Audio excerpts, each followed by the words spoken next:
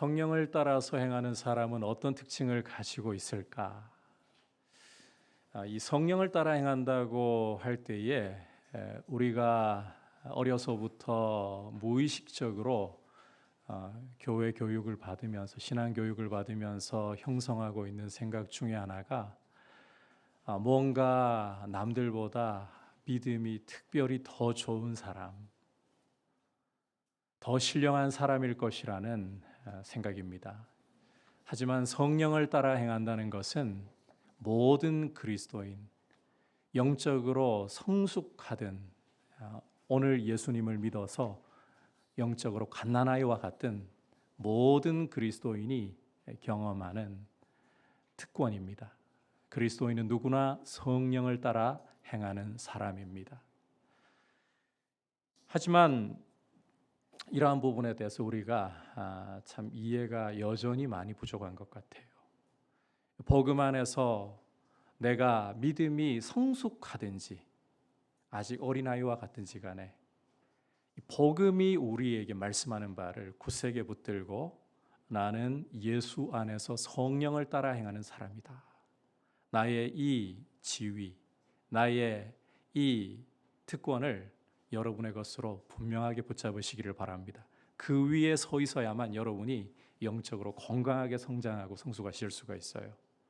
지난 시간 그리스도 예수 안에 있는 사람에게는 결코 정죄함이 없다는 사실을 우리가 함께 살펴보았습니다. 그 이유는 하나님께서 그 아들을 통해서 이루신 일, 다시 말해 예수 그리스도를 통해서 이루신 의를 예수 그리스도 안에 있는 모든 성도의 것으로 여겨주시기 때문입니다. 율법이라는 것은 우리 육신 때문에 연약해져서 지켜서 의를 얻을 수 있는 통로가 절대 아닙니다. 하지만 율법이 할 수 없어도 하나님은 하시는데 당신의 아들을 우리와 똑같은 사람으로 단 죄는 없으신 분으로서 이 자리에 우리 자리에 보내셔서 우리 대신 율법의 요구를 다 이루게 하셨습니다.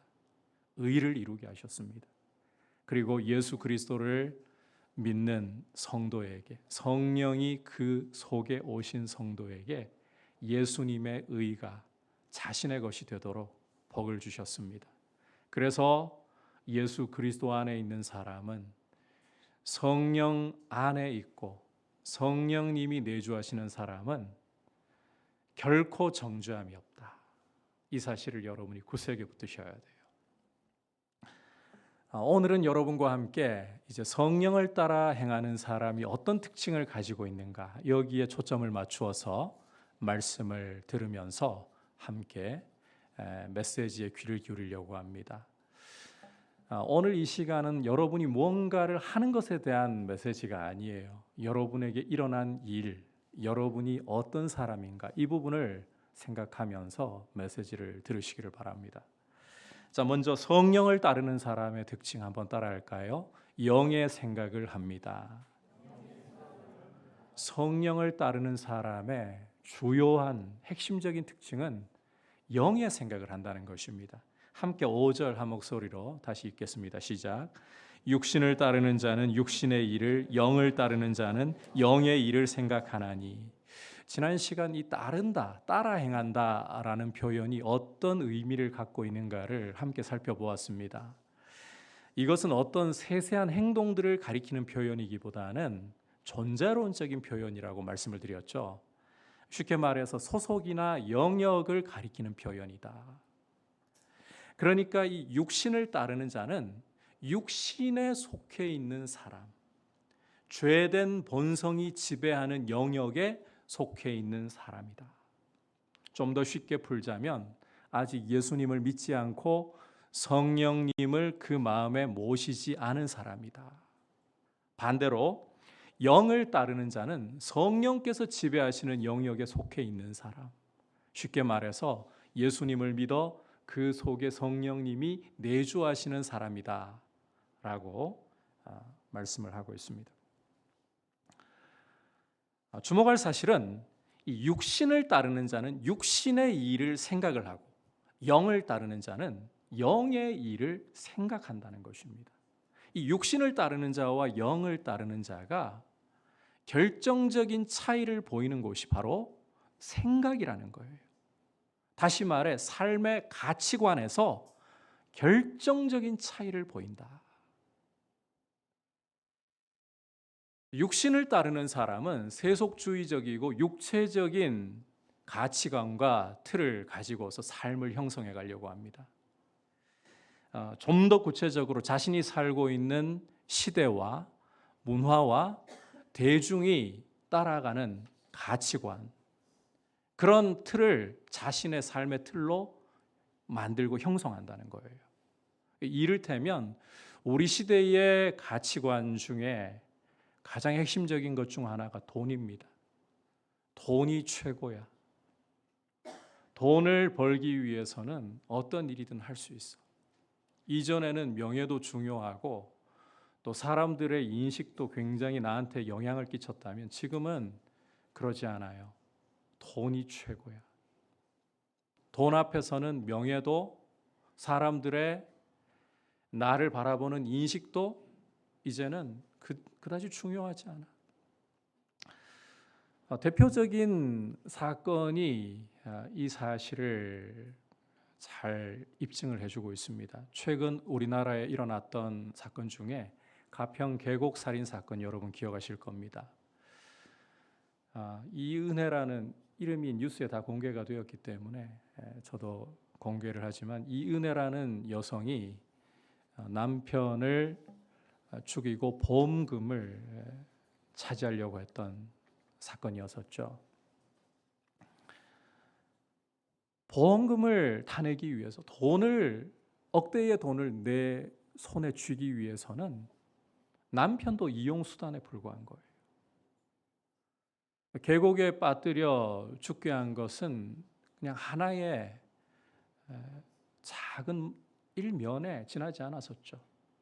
여러 번에 걸쳐서 우리가 뉴스를 통해 그 여성의 한 일들을 들어볼 때 여러 번에 걸쳐서 사람을 죽이려고 했던 그런 일들이 있었잖아요.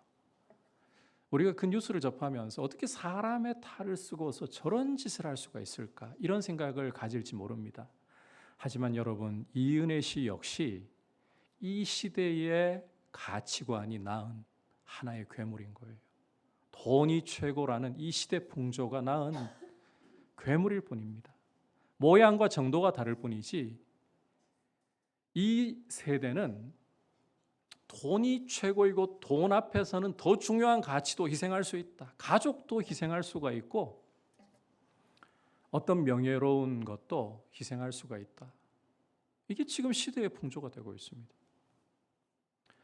여러분 가운데에 YOLO라는 표현을 아시는 분들이 적지 않으리라고 생각을 합니다. 이 YOLO라는 것은 You Only Live Once라는 한 번뿐인 인생이라는 영어 표현의 머리 글자를 따가지고 만든 표현입니다.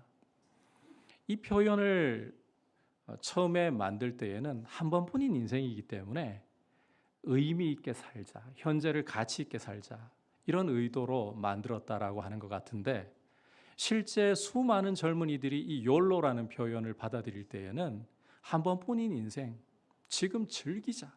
내 육체가 원하는 대로 내 감각이 이끄는 대로 즐기자. 여러분 이게 바로 시대의 풍조이고 시대의 가치관이라는 거예요. 이렇게 사람들이 문화가 시대가 이끄는 가치관을 따라서 그 가치관대로 내 삶을 형성하는 것이 육신의 생각을 하는 모습이다. 반면 영을 따르는 사람은 성령께서 원하시고 기뻐하시는 생각을, 가치관을 삶의 틀로 형성하려고 하는 사람입니다. 요한복음 14장에서부터 16장까지를 소위 다락방 강화라고 부릅니다. 예수님이 십자가를 앞에 두시고 주신 제자들에게 주신 말씀인데 이 다락방 강화에서 우리 주님은 성령님에 대해서 묘사하시기를 예수의 영이시다. 그래서 또 다른 보혜사이신 성령께서 오시면 예수의 영이시기 때문에 예수님의 말씀을 생각나게 하실 것이고 예수님께 모든 영광을 드리도록 이끄실 것이다. 그리고 주님이 이걸 또 다르게 표현하시기를 성령님은 진리의 영이시다. 그래서 너희를 모든 진리 가운데로 이끄실 것이며 하나님의 말씀을 깨닫게 도우실 것이다. 마지막 부분은 제가 해석을 더 붙인 겁니다. 따라서 영을 따르는 사람은 이 성령의 생각, 즉 하나님의 말씀, 예수님의 말씀을 삶의 가치관으로, 삶의 틀로 삼는 특징이 있다는 겁니다. 좀 바꾸어 가지고 이걸 표현하자면 예수님을 사랑하려고 하고 예수님을 인생의 주인으로서 모시는 틀을 가지고 살아가려고 한다라는 거죠. 자, 그렇다면 왜 이렇게 생각이라는 것이 영을 따르는 사람과 육신을 따르는 사람을 구분하는 중요한 차이점이 되는 것인가? 제가 굳이 설명을 하지 않아도 여러분, 사람을 움직이는, 사람이 말하게 하는 동력은 마음의 생각이라는 것 잘 알고 계실 겁니다. 이 사람의 생각이 머물고 있는 좌소가 바로 우리 마음이잖아요. 이 마음이 얼마나 중요한가 하면, 바꿔 말하면 생각이 얼마나 중요한가 하면 잠언 기자가 말씀하기를 모든 지킬 만한 것 중에 너희 마음을 지키라. 그 이유가 바로 이에서부터, 이 생각에서부터 생명이 나오기 때문이다. 우리 주님께서는 이 마음의 생각의 중요성을 어떻게 말씀하셨는가 하면 사람의 입으로부터 나오는 모든 말들은 마음에 쌓아둔 선하고 악한 생각으로부터 나오는 것이다. 따라서 이 생각이 어떠하냐 하는 것이 바로 한 사람의 위인됨을 결정하는 것이에요. 그 사람의 말을 들어보면 그 속에 있는 생각을 엿볼 수 있듯이 이 생각이 그 말을 결정하고 행동을 결정하고, 그래서 그 생각이 그 사람의 위인됨을 결정한다. 그래서 생각이야말로 이 사람이 정말 어떤 사람인가, 육신에 속한 사람인가, 영에 속한 사람인가, 이걸 결정한다는 사실을 여러분께서 꼭 기억하고 계셔야 돼요. 자, 그렇다면 이제 이 이야기를 들으면서 여러분 가운데에는 이런 의문을 품고 계신 분이 계실지도 모르겠습니다. 영의 일을 생각한다. 그렇다면 24시간 내내 말씀을 생각하고 예수님을 생각하고 기도와 찬송을 생각해야 된다는 말인가? 그래야 영의 생각을 한다는 것인가? 여러분께 현실적으로 솔직하게 한번 여쭤볼게요. 믿음이 아무리 뛰어나고 영적으로 굉장히 깊은 성숙을 경험하고 있는 사람이라고 과연 24시간 빈틈없이 모든 순간을 정말 예수님만 생각하고 말씀만 생각하고 기도와 찬송만 생각하고 살아갈 수가 있을까요? 모르겠습니다. 대부흥의 시대에 성령께서 어떤 사람을 아주 강력하게 사로잡으셨을 때에는 정말 육신으로 살아가는 일에 대해서 하나도 걱정하지 않고 계속 방언으로 몇 시간이고 밤을 새우면서 기도하는 일도 일어나는 걸 역사가 증명하고 있고 저도 그런 경우를 보기도 했었습니다. 하지만 일반적인 경우라면 여러분, 우리의 생각은 빈틈없이 24시간 예수님만 생각할 수가 없어요. 성경을 생각하고 기도할 것을 생각하고 그렇게 살 수가 없어요. 우리는 이 죄악 세상 가운데에 뒤에 보겠습니다만 이 죄의 몸을 입고 죽을 몸을 입고 살아가기 때문에 불가능합니다. 따라서 이 영의 일을 생각한다는 것은 여러분께서 어떤 세세한 생각 하나하나를 다 가리키는 것이라기보다는 우리의 삶의 큰 틀, 가치관을 염두에 두셔야 된다는 거예요. 예를 들어 가지고 여러분이 그 영의 일을 생각하는 사람이라는 것은 예수님 믿고 성령님이 여러분 안에 계시기 때문에 여러분의 삶의 가치관 전체가 그 안에 있다, 이렇게 보셔야 된다는 겁니다. 여러분께서 마트에 장을 보러 갔다. 그럴 때 영의 일을 생각하기 때문에 마트에서 물건을 보면서 예수님을 떠올려야 된다. 꼭 그런 의미 아니에요. 여러분 마트에서 휴지를 사려고 하는데 휴지에서 예수님 안 떠오르면 영의 일을 생각하는 게 아닌가요? 여러분께서 마트에서 반찬거리를 좀 사려고 하는데 만두를 사야 할지 아니면 떡갈비를 사야 할지 이거를 여러분께서 스스로 생각하지 않고 주님께 다 물으면서 해야 영의 일을 생각하는 것일까요? 그런 의미가 아니라는 겁니다. 여러분께서 마트에서 물건 사실 때 여러분 원하시는 거 사시면 돼요. 술 코너 가가지고 술은 고르지 마시고.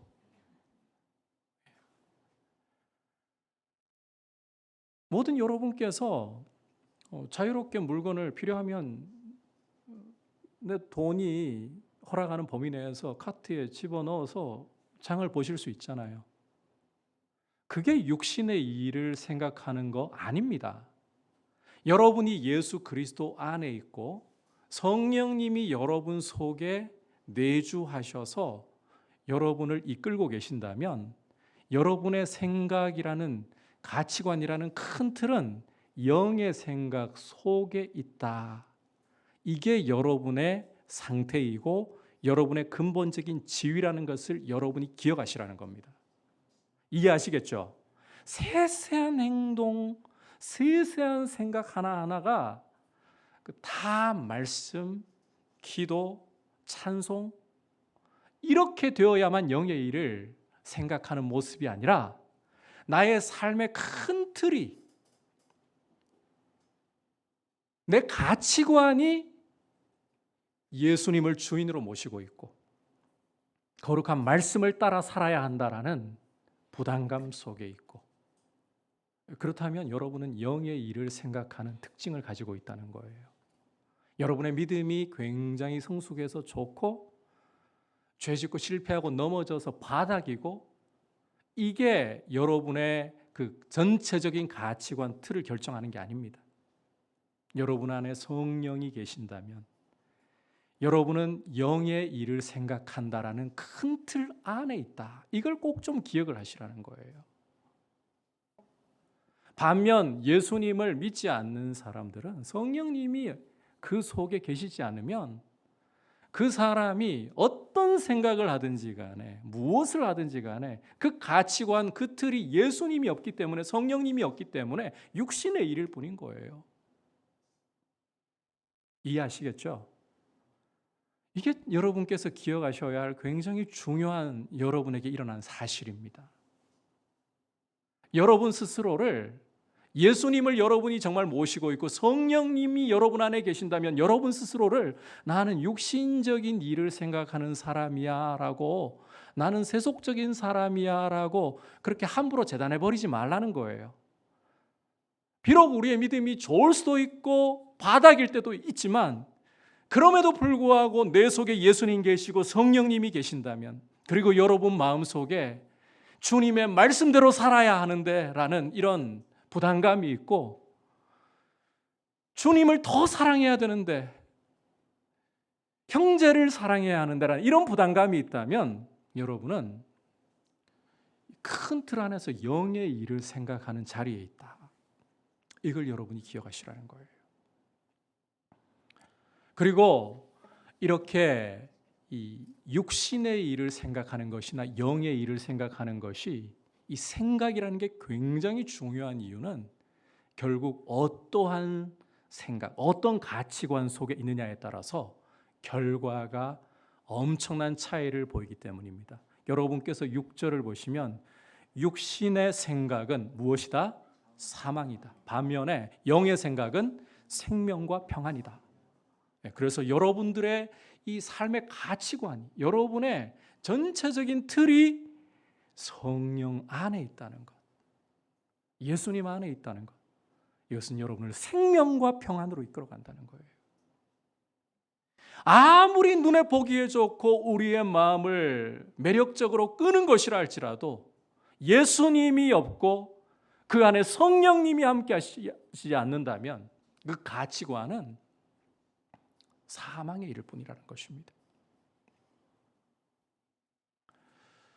여러분, 영의 생각으로 생명과 평안이 여러분의 삶에 갈수록 풍성해지기를 주님의 이름으로 축복합니다.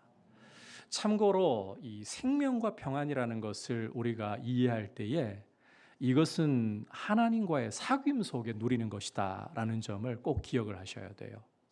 여러분, 생명이라는 개념은, 성경에서 보여주는 생명이라는 개념, 영생이라는 개념은 하나님과의 사귐에서만 나오는 거예요.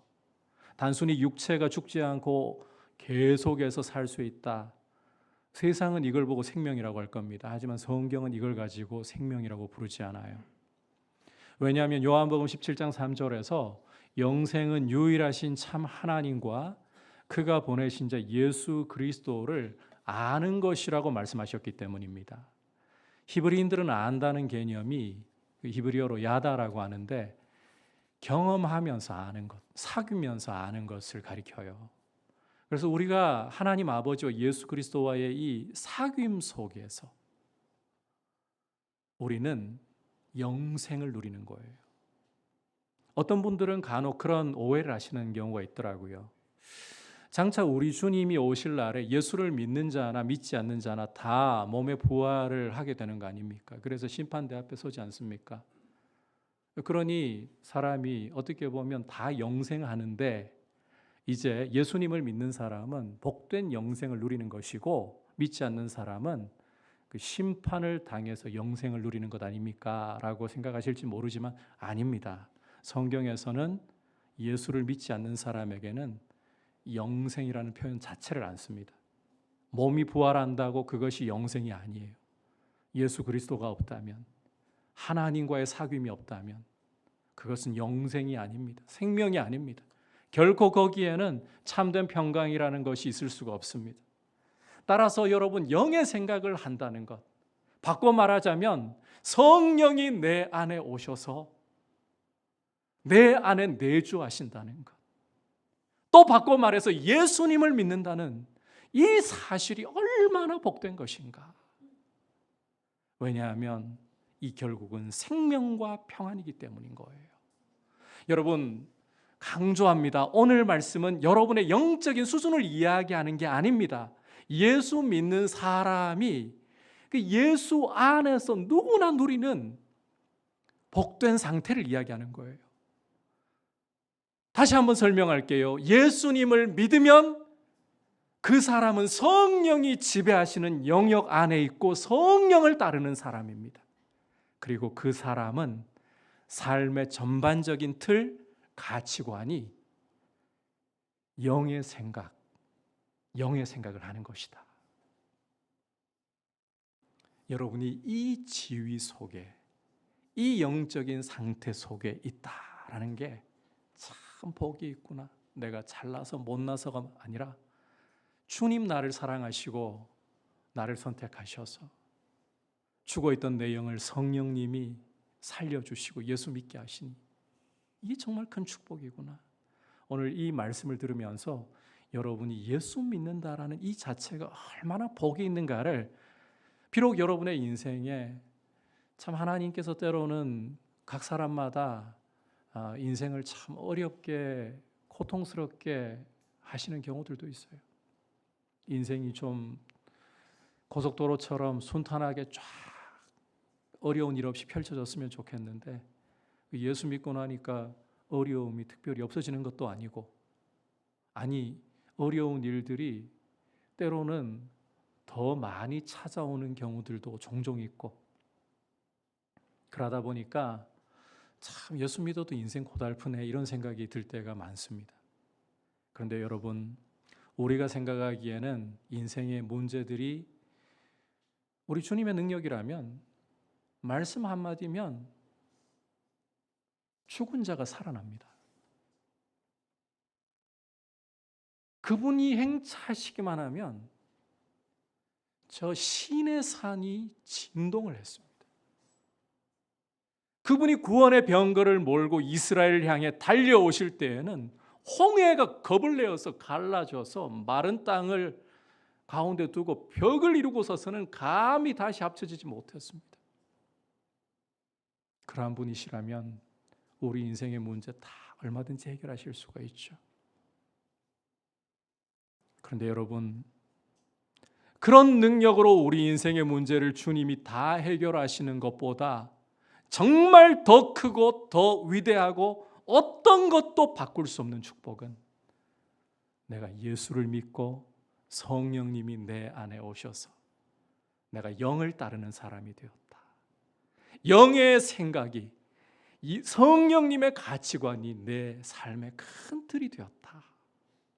왜냐하면 이것은 생명과 평안으로 이끄는 하나님과의 사귐의 진정한 복을 누리는 문을 연 것이기 때문입니다. 여러분, 예수님 믿는 것이 어떤 것보다도 큰 축복이다라는 사실을 여러분의 마음에 새기시기를 축복합니다. 이제 다음으로 육신의 생각이라는 것은 하나님과 원수가 되고 결코 하나님을 기쁘시게 할 수 없다. 육신의 생각은 하나님과 원수가 되고 결코 하나님을 기쁘시게 할 수 없다라는 것이 오늘의 두 번째 메시지입니다. 7절, 8절 함께 읽어보겠습니다. 시작. 육신의 생각은 하나님과 원수가 되나니 이는 하나님의 법에 굴복하지 아니할 뿐 아니라 할 수도 없음이라. 육신에 있는 자들은 하나님을 기쁘시게 할 수 없느니라. 자, 함께 읽은 말씀에서 육신의 생각의 특징을 묘사를 하고 있는데, 육신의 생각은 하나님과 원수가 된다. 하나님과 원수가 된다. 왜냐하면 이 육신의 생각이라는 것은 하나님의 법에 굴복하지도 않을 뿐더러 할 수조차도 없기 때문에, 따라서 육신에 있는 사람들, 다시 말해 예수님을 믿지 않고 성령님이 그 속에 없는 사람들은 어떤 경우라도, 어떤 노력으로라도 하나님을 기쁘시게 할 수 없습니다. 절대 할 수가 없어요. 그럴 수밖에 없는 게 이 육신에 속해 있다라는 말은 죄인 아담의 피를 물려받아 가지고 죄 가운데서 태어나고 죄의 노예 상태로 있다는 말입니다. 그 말인즉슨 하나님을 반역하고 하나님과의 관계가 단절이 되어 있다는 거예요. 이걸 에베소서 2장 1절에서는 허물과 죄로 죽었다라고 묘사하고 있습니다. 허물과 죄로 하나님과 이 관계가 끊어져 있고 하나님에 대해 죽은 거예요. 자, 하나님에 대해 죽었다는 것이 곱게 죽어 있다는 뜻 아닙니다. 에베소서 2장 2절부터 허물과 죄로 죽은 사람의 상태를 묘사하는데, 적극적으로 하나님께 대해서는 무감각하고 무관심하고 반역하지만 적극적으로 세상에 대해서는 풍조를 따라가요. 공중권세 잡은 마귀에 대해서 따라가요. 육체의 욕심에 대해서 따라가요. 이렇게 하나님에 대해 죽어 있고 하나님에 대해 반역하는데 어떻게 하나님의 법을 따르려고 굴복할 수 있고 어떻게 하나님을 기쁘시게 할 수가 있겠습니까? 여러분, 육신의 생각이라는 것은 예수님을 믿지 않고 성령님이 그 마음에 계시지 않다면 강조하고 또 강조해서 단언하는데 절대로 하나님을 기쁘시게 할 수 없습니다. 간혹 우리 주변에는 예수님을 믿지 않아도 어려운 이웃이나 도움이 필요한 사람들을 볼 때 속에서 불쌍한 마음이 올라서 정말 돕지 않고 견딜 수 없는 사람들이 간혹 있습니다. 이런 사람들의 모습을 보면 정말 남을 돕는 데 열정적이고 헌신적이고 참 인생의 선을 행하기 위해 살아야 되지 않겠느냐. 그런 사람들의 모습을 보면 우리는 도전받고 왠지 숙연해지고, 저런 사람이라면 그래도 하나님께서 기뻐하시지 않을까 하는 생각을 때로는 품기도 합니다. 그런데 여러분, 단언하건대 아무리 남을 잘 돌아보고 아무리 남에게 선을 베푼다고 할지라도 예수님을 믿지 않고 그 속에 성령님이 계시지 않는다면 결단코 하나님을 기쁘시게 할 수가 없어요. 당장 눈앞에 보이는 외관은 법 없어도 저 사람은 세상에 살아갈 수 있을 만큼 천사표야. 그러나 그 배후에는 하나님에 대한 무관심과 나아가서 적개심과 강한 자기애가 도사리고 있기 때문입니다. 육신에 있는 사람들은 누구이든지 간에 하나님을 기쁘시게 할 수가 없어요. 그게 원래 우리의 모습이었어요. 우리라고 특별한 사람들이 아니었습니다. 우리 가운데 누가 특별한 일을 하나님께 해서 하나님이 너희가 한 일이 참 내 마음을 기쁘게 하니까 예수 믿을 수 있도록 너희를 도와줄게. 너희에게 성령을 줄게. 그거 아니잖아요.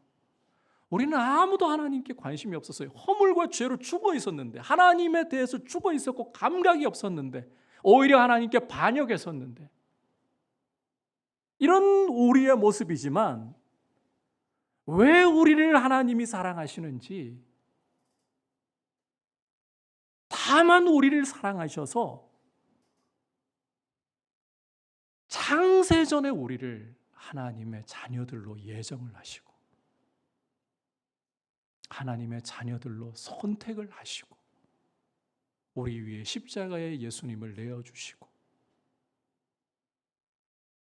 나도 모르는 사이에 성령님이 내 죽어있던 영혼 살리셔서 예수님 믿게 도와주신 거예요. 이보다 큰 축복이 어디 있습니까? 그래서 여러분, 참 우리의 사고가 좁고 편협하고 오둔해질 때가 많아서 내 인생에 어렵고 공고한 일들이 거둬진다면 내 인생이 펴고 기쁨이 넘치고 인생을 잘 살아갈 것 같지만 그게 아니라 예수님을 믿은 것이야말로 진짜 복을 받은 것이다. 내가 받을 자격이 있어서 받은 게 아니라 하나님이 다만 사랑하셔서 나에게 이 복을 자격이 없음에도 주셨다. 예수 믿게 된 것을 여러분 어떤 것보다 기뻐하시기를 바랍니다. 어떤 것보다 감사하시기를 바랍니다. 그래서 여러분이 이 은혜 가운데 생명과 평강이 여러분의 삶에 더욱더 충만하시기를 축복합니다. 이제 마지막으로 이렇게 영의 생각을 하는 사람, 다시 말해 영을 따르는 사람에게는 이제 장차 올 영광스러운 축복이 있습니다. 죽을 몸도 살려주신다는 겁니다. 죽을 몸도 살려주신다. 함께 9절부터 11절까지 한 목소리로 읽도록 하겠습니다. 시작. 만일 너희 속에 하나님의 영이 거하시면 너희가 육신에 있지 아니하고 영에 있나니 누구든지 그리스도의 영이 없으면 그리스도의 사람이 아니라 또 그리스도께서 너희 안에 계시면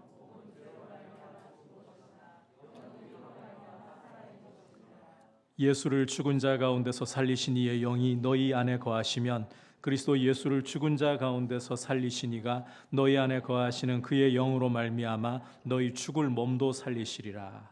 자, 먼저 함께 읽은 9절은 우리 속에 하나님의 영이 거하시면, 성령이 거하시면 우리가 육신에 있지 않고 영에 있다. 이거 계속해서 제가 강조해 왔던 설명이죠. 그래서 이 부분은 너무 붙들고 있지 않겠습니다. 10절로 바로 넘어갈게요.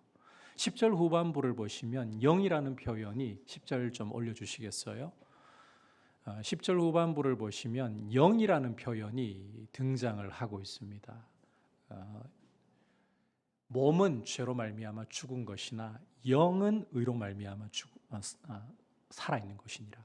이 영이라는 표현이 등장하고 있는데 그 전반적으로 문맥 자체가 영이라고 할 때는 성령님을 가리키다 보니까 학자들 가운데에서도 이 10절 후반부의 영을 성령님으로 해석하는 분들이 있습니다. 그런데 여기 10절 후반부에서의 영은 성령님을 가리키기보다 우리말도 번역을 그렇게 했는데 사람의 영을 가리켜요. 여러분, 사람의 이 몸, 우리가 입고 있는 이 육체, 물리적인 육체는 죄로 인해 죽은 것이에요. 하지만 예수님을 믿고 성령이 거하시는 영의 생각을 하는 사람들은 그 영이 의로 인하여 살아있는 거예요. 자, 예수님을 믿으면 우리가 복습하면서 한번 좀 이 부분을 생각을 해볼게요. 성령님이 오시면 우리는 죄로부터 단번에 영원히 해방이 됩니다. 자, 맞습니까? 예수님을 믿으면 성령님이 우리에게 오시면 우리는 죄로부터 단번에 영원히 해방되고 다시는 죄의 노예 상태로 돌아가지 않습니다. 제 말이 맞나요? 틀리나요? 이게 로마서 6장에서 보여준 바예요. 하지만 이렇게 우리가 죄의 노예에서 벗어나서 하나님의 은혜 아래 있는 자녀가 되었다 할지라도 우리가 입고 있는 이 육체, 이 몸 안에는 뭐가 여전히 남아있다? 죄가 여전히 남아있는 거예요.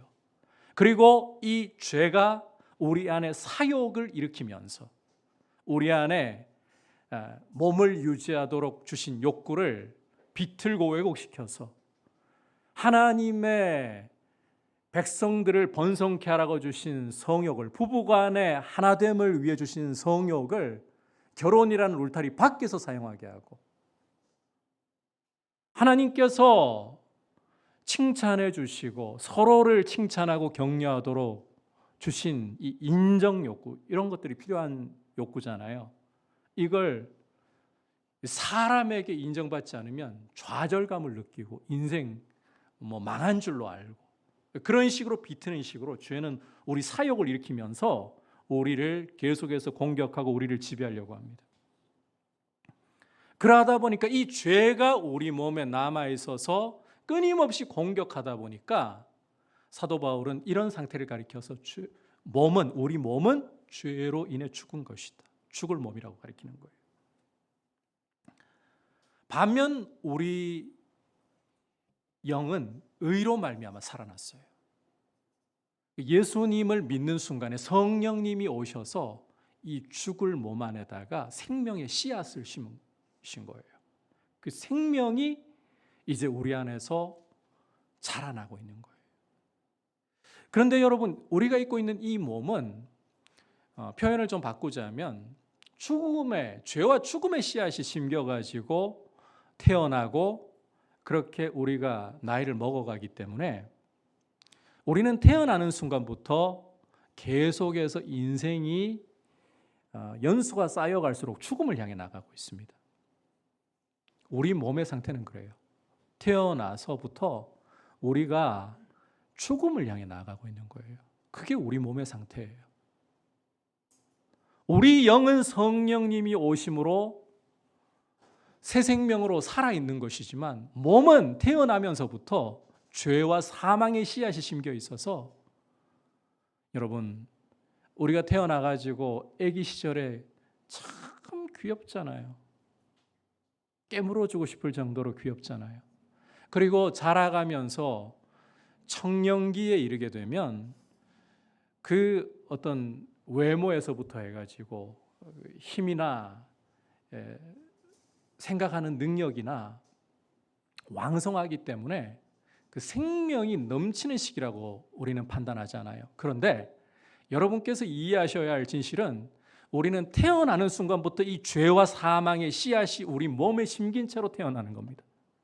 그리고는 이 죄와 사망의 씨앗이 우리 안에서 자라가고 있기 때문에 우리 삶은, 우리 육체는 죽음을 향해 계속 나아가고 있는 거예요. 그러다 보니까 이 새 생명이 우리 안에 심겨 있어도 우리는 신앙생활을 하면서 갈등하지 않을 수가 없습니다.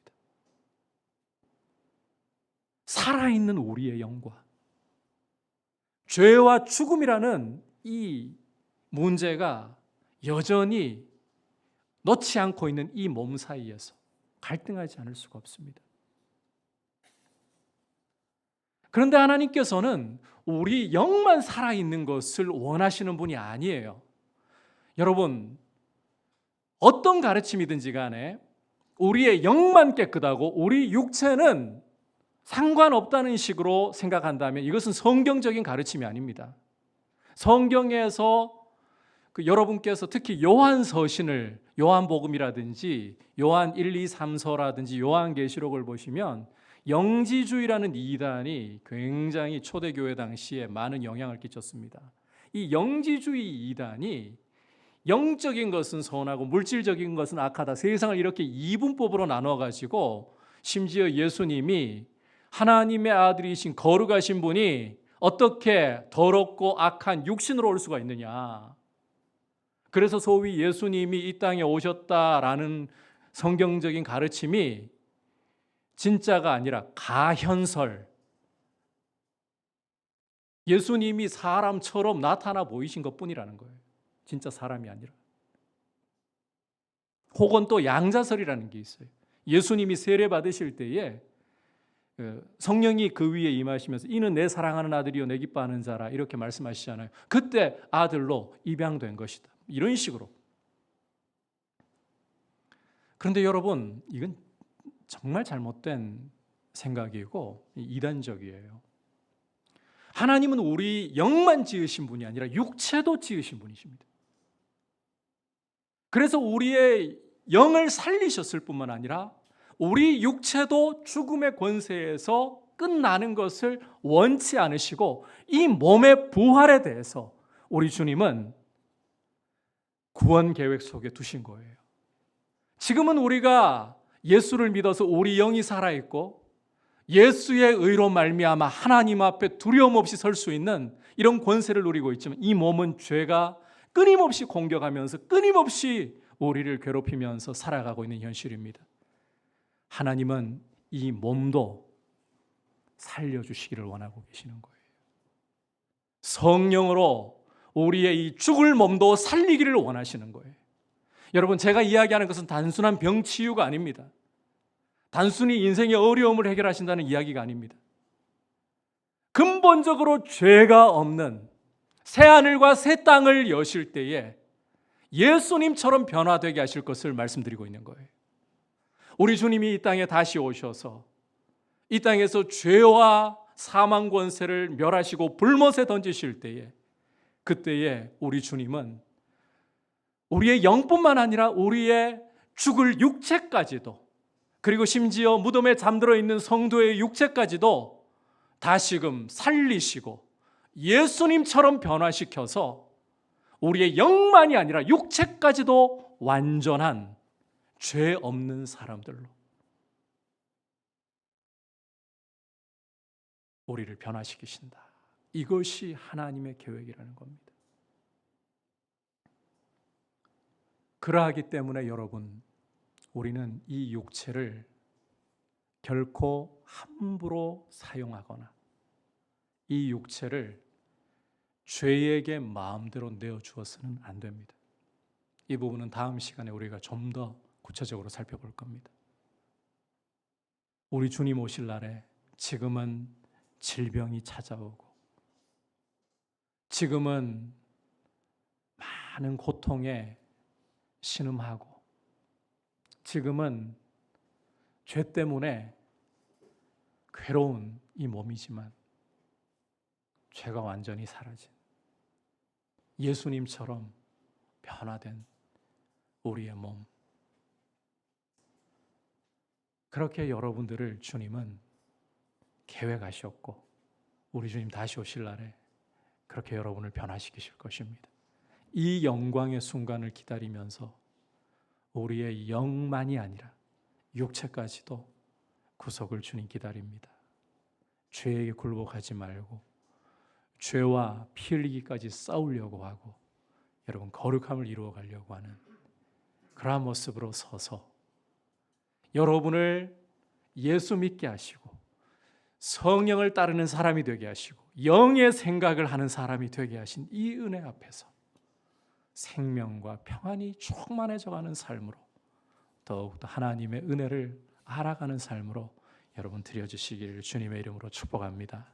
오늘 성령 안에 살아가면서 영의 생각을 하는 사람의 모습을 보았습니다. 여러분 성령을 따르는 사람의 특징 뭐라 했습니까? 영의 생각을 한다. 영의 생각. 삶의 전반적인 틀이 성령이 이끄시는 대로, 그러니까 우리 안에 예수님의 주인 되심을 따라 살아야 하는데 성경이 나의 삶의 기준이 되어야 하는데 이 큰 틀 안에 있는 사람이에요. 그리고 이 영의 생각은 생명과 평안을, 그러나 육신의 생각은 사망을 가져올 뿐이다. 기억하셔야 돼요. 마지막으로 장차 우리 안에 계신 성령님은 지금은 죄로 인해 고통받고 지금은 죄로 인해 신음할 수밖에 없는 이 몸을 영광의 몸으로, 우리 주님처럼 죄가 없고 부활의 영광의 몸으로 변화시키실 것이다. 그러므로 여러분, 이 소망을 가지고 하나님의 자녀로서 거룩함을 서로 격려하며 함께 주님을 향해 나아갈 수 있기를 축복합니다. 같이 찬송가 182장 고백을 드리도록 하겠습니다. 박수 치면서 우리 안에 오신 성령